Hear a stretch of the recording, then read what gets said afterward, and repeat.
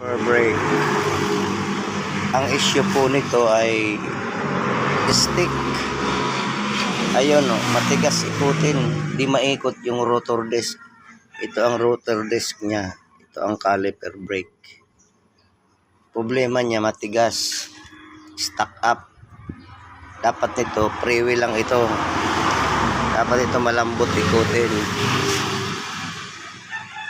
Kaya ito matigas ikutin. O nakalak yung preno kasi gawa ng yung piston niya maraming kalawang. Tapos isa pa, palitan ng repair kit nito sa loob. So kaya stick siya.